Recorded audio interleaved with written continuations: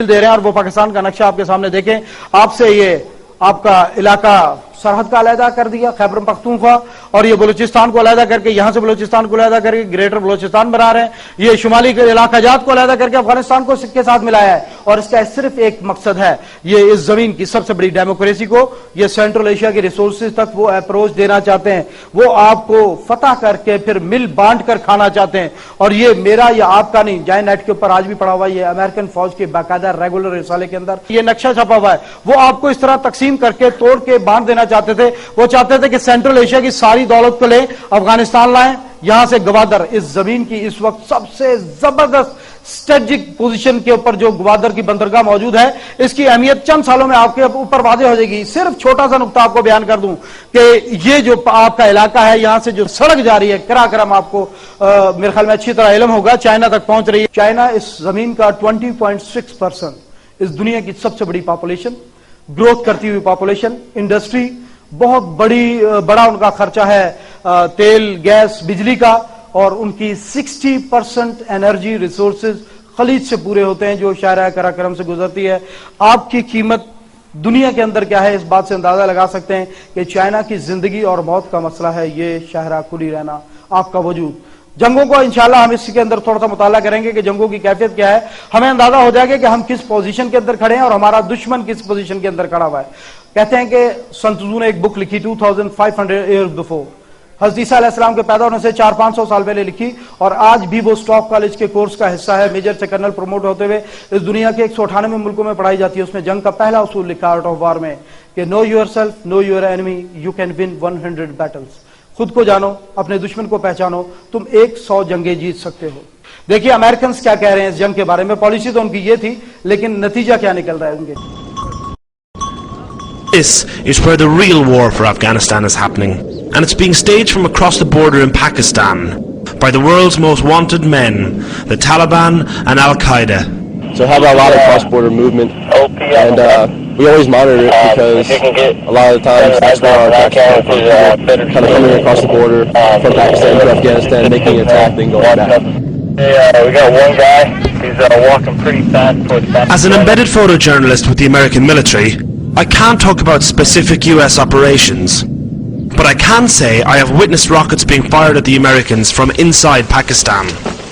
In fact, everything I have seen on the ground here convinces me that the real fight in Afghanistan is going on right here, on the Afghan side of Pakistan's northwest frontier, where the Taliban are carrying out daily attacks on US and Afghan forces, and the Pakistan government is doing nothing to stop them.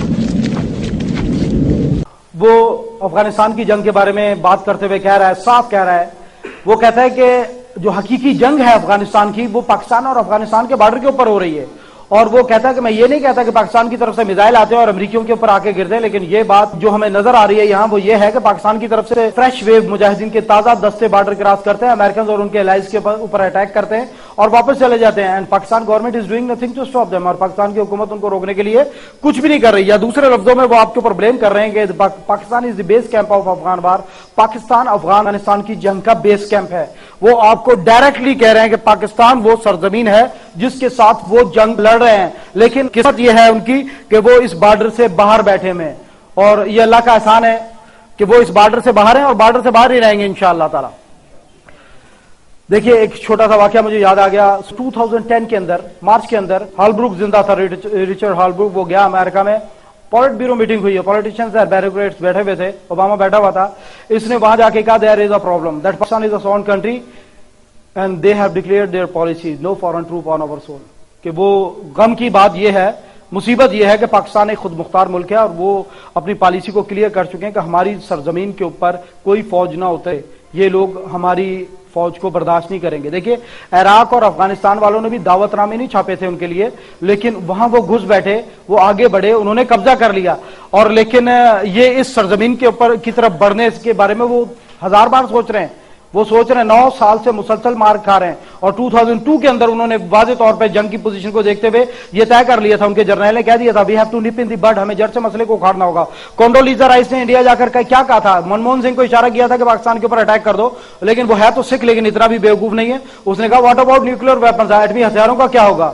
कॉन्डोलीजा rice ने कहा कि it's over headache, ये हमारा मसला है। और उन्होंने, आपके इल्म में होगा, अखबारों में शोर मच गया था, अमेरिकन ने कहा था कि हमारे हेलीकॉप्टर्स आएंगे, उनके साथ कमांडोज आएंगे जिनको ट्रेनिंग दी जा चुकी है, उनके साथ साइंटिस्ट आएंगे और वो कमांडोज उतरेंगे, यहां पर इलाके ऑक्यूपाई करेंगे, एटम बम उठाएंगे, उनको डिफ्यूज करेंगे और ले जाएंगे न्यूयॉर्क में, बर्फ खानों के अंदर रख देंगे। ऐसे जैसे लच्छी के ऊपर से उन्होंने मक्खन उतारना था। लेकिन 2003 के अंदर अमेरिका के स्टेट डिपार्टमेंट ने बाकायदा अमेरिका की गवर्नमेंट को लेटर लिखा कि आप पाकिस्तान के एटमी असासाजात के बारे में कोई कार्रवाई नहीं करेंगे, क्योंकि हमारी तमाम इंटेलिजेंस एजेंसियां मिलकर भी ये पता नहीं लगा सकी कि पाकिस्तान के वॉरहेड्स हैं कहां, और अगर वो कुछ आपने डिफ्यूज कर भी दिए तो बाकी आपके लिए। वो खौफजदा है इस चीज से। अफगानिस्तान के अंदर वो बैठे में और अफगानिस्तान से वो आगे एडवांस करते हैं, पाकिस्तान करना चाहते हैं पाकिस्तान की सरजमीन के ऊपर। उनके पास ऑप्शन कौन कौन से? हमें जो डराया जाता है, खौफजदा किया जाता है, टेलीविजन पर आते हैं बड़े बड़े दानिशवर और आके क्या करते हैं, कौम के पैरों के नीचे से दोनों हाथों से जमीन खींचते हैं, उसको बताते हैं कि हमारे पास अब कुछ नहीं है, ये अमेरिकन कहा जाएंगे हमारे ऊपर ड्रोन अटैक करें, हमारे लाहौर के अंदर वो लोगों को मार दें, हम नहीं लड़ सकते क्योंकि हम कमजोर हैं। बड़ी हैरत की बात है, ये अफगानिस्तान के अंदर अमेरिकन फोर्सेस बैठी हुई हैं। टोटल उनकी जो नंबर है अमेरिकन फोर्सेस का रेगुलर, वो 14,74,000 फौज है, और जिस रूस को आपने रगेद कर रख दिया उसकी 53 लाख फौज थी। अमेरिका के 7,620 टैंक है, और जिस रूस के आपने टुकड़े किए उस रूस के 22,900 से ज्यादा टैंक थे। अमेरिका के 33,500 एटॉमिक वारहेड हैं और रूस के 64,500 से ज्यादा एटॉमिक वारहेड थे। रूस के इस वक्त भी 1,700 इंटरकॉन्टिनेंटल बैलिस्टिक एटमी मिसाइल इस पूरी दुनिया को अपने निशाने पर लिए हुए, लेकिन वो रूस आपकी जहादी ठोकरों के सामने नहीं ठहर सका। देखिए, हमने दुनिया को एक नया कानून नहीं दिया, हमने अज़ली कानून दुनिया को दिया। हमने कहा राइट इज माइट, हक ही कुव्वत है, और ये लोग एक नया कानून लेके चले हैं, माइट इज राइट, जिसकी लाठी उसकी भैंस। वो गलत कानून लेकर चले और देखिए उसका नतीजा क्या निकला, रूस टूट चुका है। अफगानिस्तान के अंदर ये बैठे हुए अमेरिकन और उनके अलायंस। मैं आपको एक छोटी सी बात बताता चलूं, जब जंगें लड़नी है तो जंगों को थोड़ा सा समझना भी होगा हमें। देखिए, अल्लामा इकबाल ने कितनी वाज़ेह बात कही है, तकदीर के काजी का ये फतवा है अजल से, है जुर्म ज़ईफ़ी की सजा मर्ग मुफाजात। ज़ईफ़ होने की सजा यही है कि खत्म हो जाओगे तुम लोग, और हम जो आपके दिफा के लिए उठने वाले लोग हैं वो आपके मुहाफ़िज़ है। इसीलिए मुल्क कौम फौजें बनाते हैं और फौजें सरहदों की हिफाजत करते हैं, तब आपकी यूनिवर्सिटीज, आपके इदारे, आपका सारा निजाम चलता है, आपकी ज़राअत चलती है, आपकी इंडस्ट्री चलती है। सब कुछ मौजूद तब होता है जब आपकी सरहदों के ऊपर मजबूत दिफा मौजूद है। आपके पास यहाँ आपके दुश्मन ये मौजूद हैं, ये अमेरिकन और उनके नेटो अलायंस। साफ सी बात है कि वो किसी और से नहीं, वो आपसे लड़ने के लिए आए हैं, और वो आपके बॉर्डर के बाहर बैठे में। उनकी अफगानिस्तान के अंदर अमेरिकन फोर्सेस की तादाद है 90,000, और उनके अलायंस को मिलाकर 1,31,000 उनकी तादाद है। जमीनी हकायक हमें दिखाते हैं, ये एक डेथ ग्राउंड है। जो आर्ट ऑफ वार को समझते हैं वो इस ग्राउंड को डेथ ग्राउंड कहेंगे। अफगानी अपने मौत तक इस मैदान के अंदर लड़ने पर तैयार हैं, और ये इनके लिए एक शिकंजे वाला ग्राउंड है अमेरिकन के लिए। वो इस जगह उतर आए हैं, इस चारों तरफ से इस ग्राउंड के अंदर कोई सप्लाई लाइन नहीं है। ईरान कभी रास्ता नहीं देगा, तुर्कमेनिस्तान, उज्बेकिस्तान, इन इलाकों से तो सप्लाई पॉसिबल ही नहीं है ना। वो मीडिया के अंदर तो बड़ा कहते हैं कि हमने सेंट्रल एशिया से रास्ता ले लिया, लेकिन सेंट्रल एशिया से रास्ता जाता नहीं है। ये कैस्पियन सी है सामने, ये कैस्पियन सी साल में 7 महीने इसमें बर्फ जमी रहती है। तो उन्होंने दुनिया को उस वक्त का दिखाया जब बर्फ पिघली होती है। यहां 7 महीने बर्फ होती है, और यहां से कोई भी चीज अफगानिस्तान तक पहुंचाने के लिए $150 पर टन ज्यादा खर्चा आता है यहां से। और ये पॉसिबल ही नहीं है कि वो आटे को भी सोने के रेट में वहां पर लेके जाएंगे, पॉसिबल नहीं है वहां तक सप्लाई।